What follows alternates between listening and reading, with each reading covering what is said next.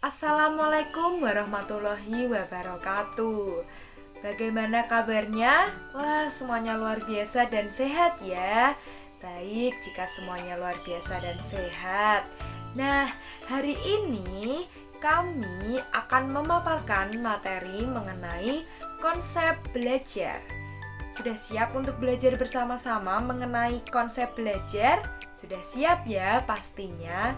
Nah, pada materi konsep belajar ini, kami membagi ke dalam dua hal. Yang pertama mengenai konsep dasar belajar dan yang kedua mengenai aliran-aliran teori belajar.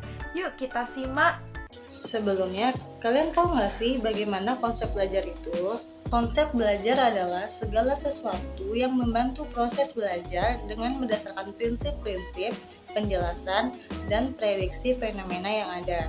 Sehingga peserta didik dapat dengan mudah memahami dan mengerti pembelajaran yang diajarkan, dengan hasil akhir perubahan aspek tingkah laku menjadi baik.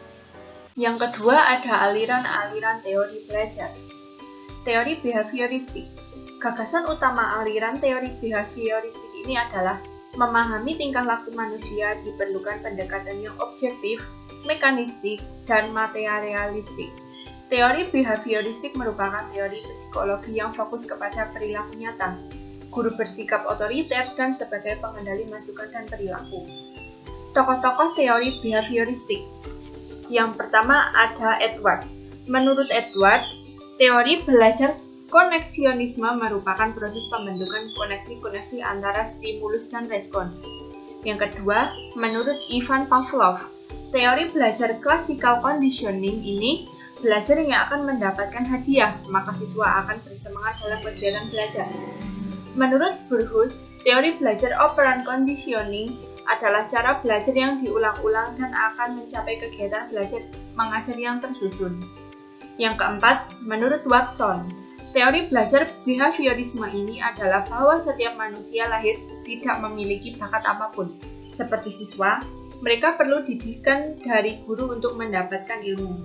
Yang terakhir dari Guthrie, teori belajar continuous conditioning merupakan teori belajar yang mengharuskan guru untuk mengarahkan peserta didiknya agar tercapai tujuan pendidikannya. Penerapan teori behavioristik. Penerapan teori belajar ini, seorang guru banyak memberi contoh selama kegiatan belajar mengajar berlangsung. Jika guru melihat ada kesalahan baik pada materi maupun pada siswa, maka kita sebagai guru harus segera memperbaiki. Selanjutnya adalah teori belajar humanistik. Aliran humanistik memandang belajar bukan hanya sekedar mengembangkan kualitas kognitif, namun proses yang terjadi dalam diri individu dengan melibatkan seluruh domain.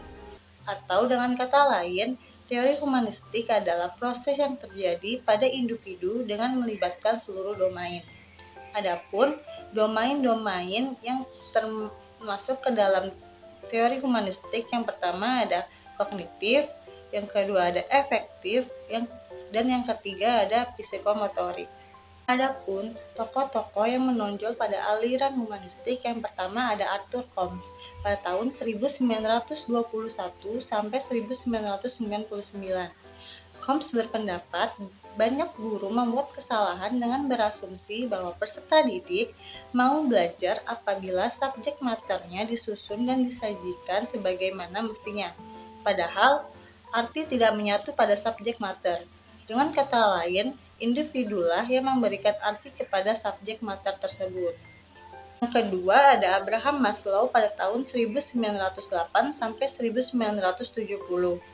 Teori pendidikan humanistik yang diusung oleh Maslow adalah suatu pendidikan baru yang akan memberikan tekanan lebih besar pada pengembangan potensi seseorang untuk menjadi manusia, memahami diri dan orang lain, dan untuk mencapai pemenuhan kebutuhan dasar manusia. Yang terakhir ada Carl Rogers pada tahun 1902 sampai 1987. Teori-teori Rogers didapatkan dari apa yang dikatakan pasien saat terapi. Dalam bukunya yang berjudul Freedom to Learn, terdapat prinsip-prinsip belajar humanistik yang penting. Di antaranya yang pertama, manusia memiliki kemampuan untuk belajar secara alami. Yang kedua, belajar yang signifikan terjadi jika subjek mater dirasakan murid memiliki relevansi. Yang ketiga, belajar yang menyangkut perubahan dalam persepsi dirinya sendiri. Yang keempat, tugas belajar yang mengancam diri lebih mudah dirasakan dan diasimilasikan.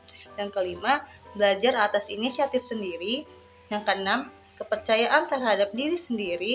Yang ketujuh, belajar mengenai proses belajar terhadap pengalaman. Yang kedelapan, belajar yang bermakna. Yang kesembilan, proses belajar akan lancar apabila siswa dilibatkan dan ikut bertanggung jawab dalam proses belajar. Yang ke-10, pengalaman peserta didik dapat diperoleh dengan cara yang berbeda-beda. Nah, selanjutnya yaitu teori kognitif. Teori kognitif lebih menekankan pada proses belajar daripada hasil belajar. Dan pada teori ini melibatkan motivasi, pemikiran yang kompleks, keyakinan, dan juga kesengajaan. Kemudian, terdapat pengertian teori kognitif menurut para ahli, yaitu yang pertama menurut Piaget menekankan supaya anak lebih aktif dengan beberapa aspek seperti pengolahan informasi, pertimbangan, dan lain sebagainya. Nah, pada teori kognitif menurut Piaget ini terbagi menjadi 4 tahap perkembangan. Nah, 4 tahap perkembangan itu yang pertama ada sensori motoris usia 0-2 tahun, di mana anak mulai mengeksplor dunianya. Yang kedua ada praoperasional usia 2-7 tahun, anak mulai mengekspresikan dunia melalui kata-kata atau menggambar.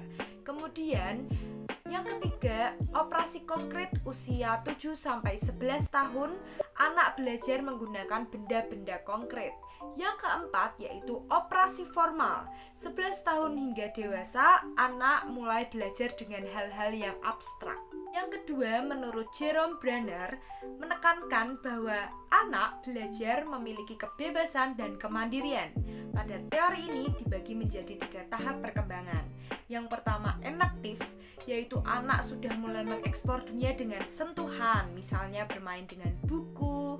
Kemudian yang kedua ada ikonik, yaitu anak belajar menggunakan model-model visualisasi. Kemudian yang ketiga ada simbolik, anak belajar memahami tentang lambang dan simbol. Yang ketiga ada David Ausubel. Teori ini menekankan pada proses pembelajaran yang bermakna, di mana para guru ditekankan untuk menyampaikan informasi pembelajaran secara lebih bermakna agar peserta didik dapat memahami dan mengerti apa yang disampaikan oleh guru.